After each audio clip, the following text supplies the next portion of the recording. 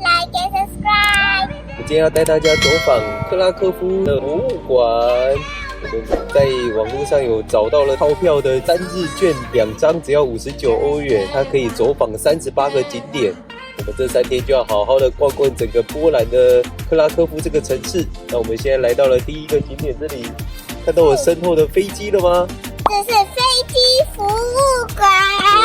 这座博物馆建在旧机场的遗址上，收藏了超过200架飞机与航空设备，其中不少是2战时期留下来的珍贵机型，甚至有全球仅存的收藏。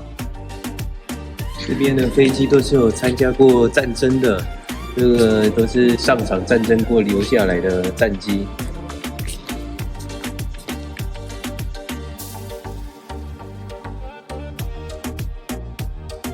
走在展区之中，仿佛能感受到人类一步步征服天空的历史。这里是他们的火，要飞的时候要放这个火。如果有被敌人击落的时候，可以按一下按钮，它就飞出去了，逃生舱，它就飞出去了。你在12点半的时候，好像可以上去这个直升机参观一下。A few moments later， 只有这样而已哦。这边是约翰保罗的直升机，哇，超多东西的，那么多个仪表板要看。开飞机真的是很复杂的一个工作，你看有那么多东西要控制。后面很豪华有沙发，有电话，然后还有电视。约翰保罗，这个就是有装实弹的飞机了。看一下这个大炮那么大一根，然后这个也是，这个都是他们的炮，然后旁边这边有一些飞弹。那边都是阿米。这边的战机全部都是有上过战场的，看看他们都是已经非常老旧不堪了，这些都是有打过仗的。刚刚看完了航空博物馆，现在来到了波兰的军队博物馆，我们也进来看一下，这边应该会有更多关于一些战争的东西。这里完整呈现了波兰中世纪骑士到现代军队的演变。波兰历史上经过多次的战争与分裂，但也培养出强烈的民族精神。透过这些武器与文物，可以更理解这个国家的坚韧与骄傲。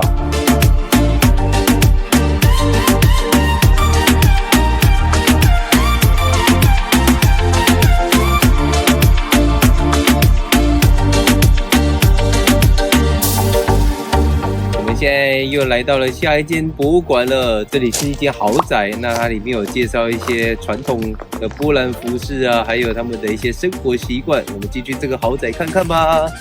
这栋看似朴素的小屋，其实是波兰文化史上重要的地标，曾是诗人与艺术家聚会的地方，也是著名戏剧《婚礼》的灵感来源。在这里可以感受到19世纪末那股追求艺术与民族认同的热潮。我们现在在这边已经是接近老城区了，看一下这边是老城的这个城堡的第3防御工事，在这个城墙这边，然后这边有一个福勒兄弟会的博物馆，这里主要是在介绍当初他们是怎么训练兄弟会的成员，然后他们是以这只鸟当做像是他们的吉祥物一样，他们是用这只鸟来做射击训练的，而且他们的名字就是以这只鸟来命名的福勒兄弟会。我们继续看一下咯。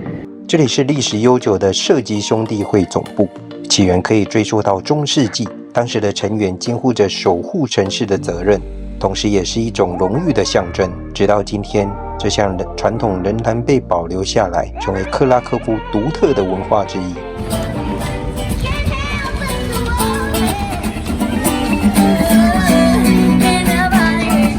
这里就是北面的城墙了。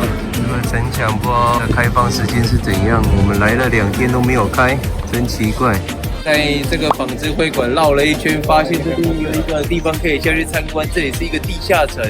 我们现在看看它里面有什么吧。这个是古代人在量体重的，是这样量的。我们量出来，像是15.7公斤。你要找头圆圆的，短短圆圆的。对，还有一个，最后一个。妈妈的脚。我这里都放了。对了，不假，按下一个，按一次，等一下你走。很像这的水耶。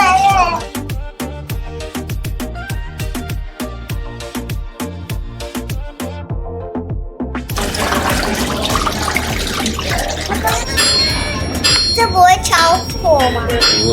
所以刚在那个 TV 上就是这些。对呀、对呀、你看他那边在做金属的东西，你看有戒指啊，还有武器什么的。哇！ Fire！ 这边在西元10世纪的时候，地底下这里是一个墓园，他们应该在考古的时候挖到这个，然后就把它们保留下来了，骨头都可以清晰可见。对，你看，连牙齿都可以看得到。在热闹的中央广场下，隐藏一座中世纪的城市遗迹。这里保留了古老街道、市集与建筑基础，透过现代科技展示，让人走进几百年前的生活场景。我们逛完了这个纺织会馆，它底下有一个很酷的地下层，它这个都是经历了好几个世纪的一个地下层的，然后它被挖掘出来，还保留这个考古的地下室，然后一楼里面的地方却是完整无缺的一个城市啊，很厉害啊！可以在地下有这个考古的城市，然后上面还有一个完整的城市，超厉害的。现在在纺织会馆的2楼这边，里面有很多名人的一些画作，我们继续参观一下吧。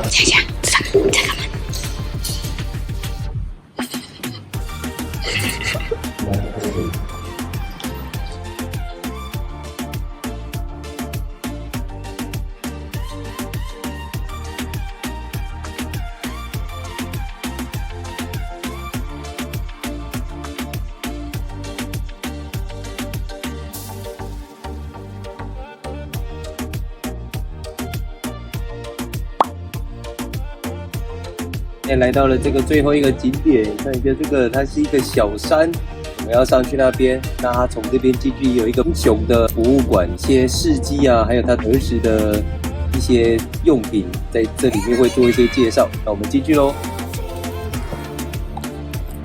骑马吗？在干嘛？这个骑马吗？可以坐的。不可以吗？